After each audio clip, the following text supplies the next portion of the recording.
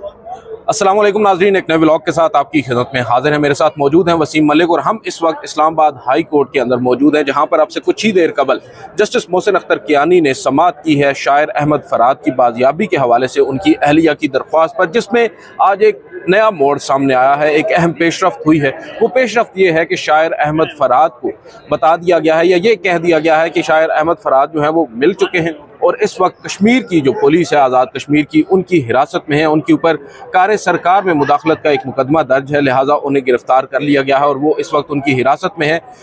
ये एक अच्छी खबर भी है कि कम अज़ कम मालूम हुआ है कि शायर अहमद फराद कहाँ है। एक तवील अरसा गुजर चुका, अदालत की जानिब से मुतअद्दिद ऑब्जर्वेशन के बावजूद, हुकूमत की मुतअद्दिद यकीन दहानियों के बावजूद फाइनली अब ये पेशरफ्त हुई है। अटॉर्नी जनरल फॉर पाकिस्तान आज पेश हुए हैं, साथ साथ वज़ीर कानून आज़म नज़ीर तारड़ और कुछ सीनियर सहाफ़ी भी कमरा अदालत में मौजूद थे जब अदालत ने समाअत का आगाज़ किया, मगर मौजूद नहीं थे तो सेक्टर कमांडर ना ISI के और ना ही MI के, ताहम सेक्रेटरी कानून यहाँ पर ज़रूर मौजूद थे। बताया ये गया कि अदालत को, क्योंकि अब वो बाजियाब एक तरह से हो चुके हैं या मंजर आम पर आ चुके हैं, लिहाजा उनकी शायद ज़रूरत नहीं है। वसीम मलिक साहब, ये बताइएगा आप इस डेवलपमेंट को कैसे देख रहे हैं? ये जो आज इस्लामाबाद हाई कोर्ट के सामने, मुझे तो बज़ाहिर नज़र ये आ रहा है कि हुकूमत या इस्टेब्लिशमेंट दो कदम पीछे हट गई है या मजबूर हो गई है हटने को। जो लोग कह रहे थे कि हुकूमत भी ऑफेंसिव मोड में आएगी, वो ऑफेंसिव मोड तो कहीं गायब हो गया है। अच्छा देखिए, दोनों फ्रीक पीछे हटे हैं। अदालत भी वैसे ही उतनी ही पीछे हटी है जितना अगर आप कहें आपकी फौजी इस्टेब्लिशमेंट, खुफिया एजेंसियां या वफाकी हुकूमत पीछे हटी है।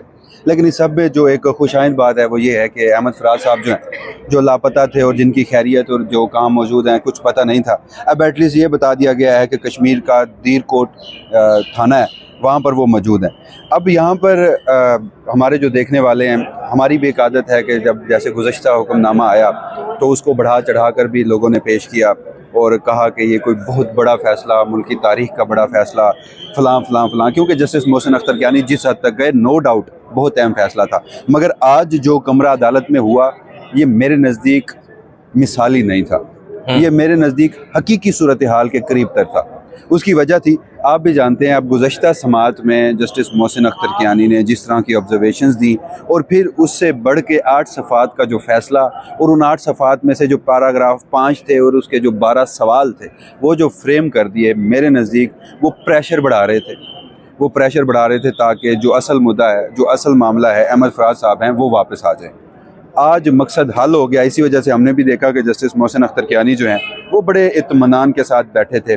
वो जो पहले उनके मिजाज में तलखी होती है, उनकी ऑब्जर्वेशंस में तलखी होती है, या फिर वो जो फैसला है उसमें तलखी नजर आती है, वो आप ये नहीं समझते कि ये चीज़, क्योंकि अदालत की जानिब से आज बारहा इस बात को वाज़ेह भी किया गया है कि इदारों या एजेंसियों से तो कोई मसला नहीं है, ना कोई नाराज़गी है और ना ही लड़ाई है। एक लड़ाई का तासुर काफ़ी ज़्यादा आम है, हम खुद ये बात कर चुके हैं, क्योंकि हमें तो नज़र आ रही है अदालतों में इदारों के दरमियान जो एक महाजराई हमें नज़र आ रही है, उसकी बेस पर ही हम ये बात कर रहे हैं। ताहम आज अदालत की जानिब से उस तासुर को भी ज़ायल करने की कोशिश की गई है, जो कि एक खुशाइन चीज़ है, क्योंकि ये भी पाकिस्तान की अदालतें हैं, वो इदारे भी पाकिस्तान के हैं। उनको अगर ये रियलाइज़ हो चुका है कि कहीं इनकी कुछ ऑब्जर्वेशन से पाकिस्तान की जो सैंक्टिटी है उसको नुकसान पहुंचता है, तो हमें ये नहीं करना चाहिए। मगर दूसरी जानिब एक चीज़ ये भी तो देखना होगी कि मिशन अकॉम्प्लिश्ड, बेसिकली जो अदालती कार्रवाई को बराह रास्त नशर करने का मामला है, चलें उसके ऊपर हम बाद में बात करते हैं, या सेक्टर कमांडर्स को बुलाने का मामला है, ये सब क्यों किया जा रहा था? ये सिर्फ इस वजह से ही किया जा रहा था ना कि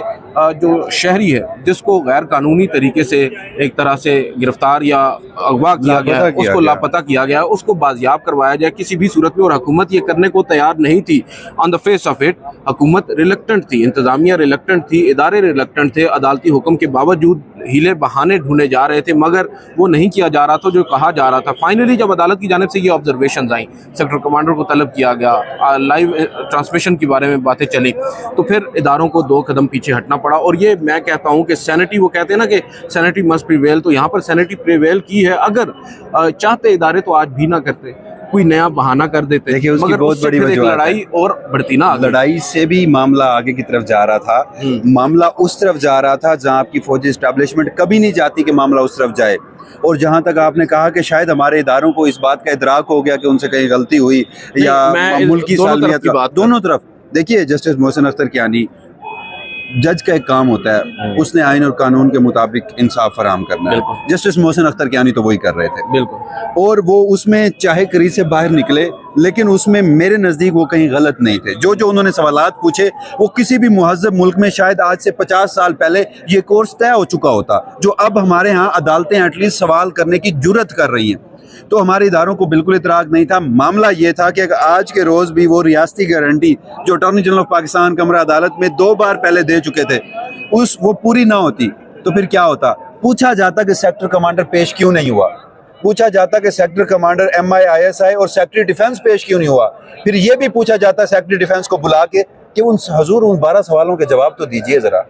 और जिस रोज, आपको जबरदस्त बात बताऊं, जिस रोज इन 12 सवालात के जवाब आ गए ना, शायद ये लापता अफराद का मामला जो है ना, वो वंस फॉर ऑल डिसाइड हो जाएगा। और आपको एक और जबरदस्त बात बताऊं, आपको याद है जजेस आज खुद नोटिस केस की समाअत थी पहली, जस्टिस नईम अख्तर रहमान, उन्होंने अटॉर्नी जनरल ऑफ पाकिस्तान से एक सवाल किया था। उन्होंने कहा था कि ये हमारी जो खुफिया एजेंसियां हैं, बिलखसूस उन्होंने ISI और MI का नाम लिया था, उनकी लीगल बैकिंग क्या है, वो किसी स्ट्रक्चर पे, किसी कानून पे तो वो स्टैंड कर रही होंगी, जरा ये भी मंगवाइए। उसके बाद खैर हमारी अदालत उज़्मा तो मुकम्मल भूल चुकी, लेकिन देखिए याद लेकिन आएगा, मैं आपको आएगा किसी रोज फिर आएगा, अल्लाह करे आए। लेकिन मैं आपको एक और बात बता दूं, जिस रोज याद आएगा और जिस रोज कोई अदालत इस हवाले से मैच्योरिटी से, संजीदगी से इस सवाल का जवाब ढूंढने की कोशिश करेगी, तो eight the end of the day आपको ये पता चलेगा, या तो वफाकी हुकूमत उन्हीं दिनों में भाग दौड़ के कोई कानून साजी कर रही होगी, या फिर आपको जवाब मिलेगा जनाब ये एक शाही फरमान के थ्रू एजेंसी बनाई गई थी और उसके बाद अब तक उसके बैक पे कोई लीगल बैकिंग या कोई उस तरह का स्ट्रक्चर नहीं है जो दीगर इदारों के पीछे खड़ा होता है। लेकिन इसमें अदालतों से ज्यादा ना, मैं अगर उस तरफ जा रहे हैं तो मैं ये समझता हूँ अदालतों से ज़्यादा जो अहम और बुनियादी तौर पर किरदार है वो है हुकूमतों का, हमारे पार्लिमान का। हमारे पार्लिमान में ऐसे लीडर्स की ज़रूरत है, ऐसे मुंतखब नुमाइंदों की ज़रूरत है जो आएँ और ये जुर्रत करें और एक दफ़ा इस मामले को हल करें। बदकिस्मती के साथ यही वज़ीर कानून आज जो रोस्टम पर खड़े होकर एक मरतबा फिर एक लंबी चौड़ी तकरीर दाग रहे थे और बता रहे थे बुनियादी इंसानी हकूक़ के लिए उनकी क्या खिदमात हैं या उनकी हुकूमत की क्या खिदमात हैं, लापता अफराद के लिए उन्होंने कौन कौन से कमीशन बनाए, कौन कौन सी रिपोर्ट्स मौजूद हैं, कौन कौन सी कानून साजी हो रही है। जब ये अपोजिशन में होते हैं सब बड़ी बातें करते हैं, जब हुकूमत में आते हैं ये पार्टी बन जाते हैं। तो जब खुद हमारे पार्लियामेंटेरियंस जो हैं स्टैंड नहीं लेंगे, अदालतों पर हम क्यों बेचारियों पर डालें? अदालतें तो सर यहाँ पर हालत ये है, 6 जजेस साहिबान अपने चीफ जस्टिस को कहते हैं भाई तो इन्हें अदालत की कार्रवाई करो खुफिया इदारों के खिलाफ। वो चीफ जस्टिस उन 6 जजेस की नहीं मानता, इन 6 जजेस की खुफिया इदारे मानेंगे। ये ऑन अ लाइटर नोट बात है। अच्छा, आज माननी बड़ी है। थोड़ा सा कमेंट करूंगा इस पे, फिर आगे बढ़ते हैं। देखिए, आपने पार्लियामान की बात की, नो डाउट कोई मुहज़्ज़ब मुल्क होता जहां पर हकीकतन जमहूरियत होती। मैं इस वक्त नहीं मानता कि पाकिस्तान में जमहूरियत है। पाकिस्तान में जो 8 फरवरी को जो कुछ हुआ, यहाँ पर ना तो आइन और कानून की अमलदारी है ना जमहूरियत है। शायद ये डिक्टेटरशिप से भी बदतरीन दौर है। ये कोई उसका लेटेस्ट और अपडेटेड वर्जन है जो हमारे इन सियासतदानों के उसके हमें मुलविस किया गया, उसके ऊपर मुसल्लत किया गया। तो एजेंसियों को मानना पड़ा है, एस्टैब्लिशमेंट को अगर कहीं घुटने टेकने पड़े हैं तो इन्हीं जजेस के स्टैंड की वजह से पड़े हैं।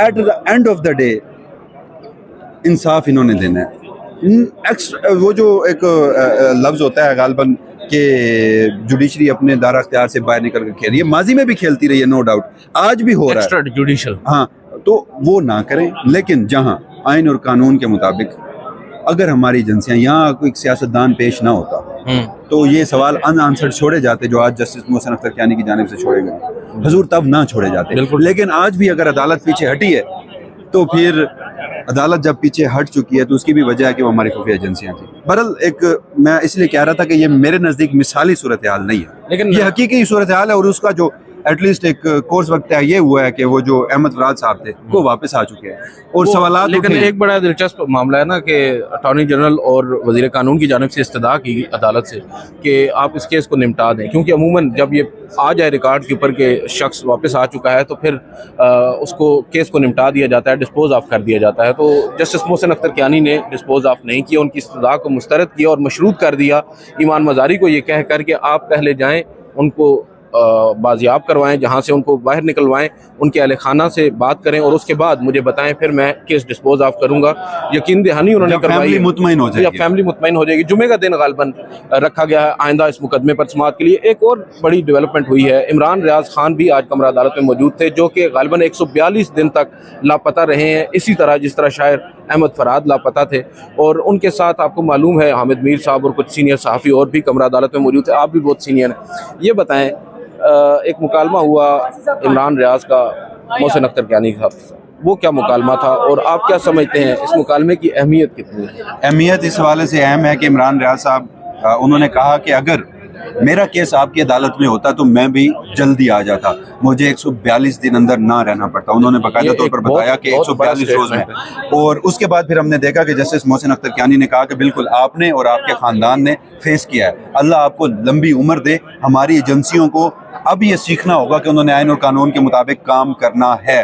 अब यहाँ पर जो मेरे नज़दीक ये अहमियत का हामिल आपने एक जुमला मिस किया जो मुझे ज़्यादा इंपॉर्टेंट लगा, वो ये है कि इमरान रियाज ने कहा है कि माय लॉर्ड, जब मैं उठाया गया था जहाँ मैं खड़ा था, मैं आज भी वहीं खड़ा हूँ, मेरा मौक़िफ़ तब्दील नहीं। बिल्कुल बिल्कुल, ये बहुत बड़ी बात है, क्योंकि यहाँ पर वो जो वज़ीर कानून साहब खड़े होकर अपने माजी में वो तस्वे बहा रहे थे ना कि हमारे साथ भी जो कुछ हुआ है, तो शायद उनको जवाब था कि हुजूर आज आप वो सब कुछ कर रहे हैं, उस सब में फैसिलिटेशन आपका किरदार है उसका।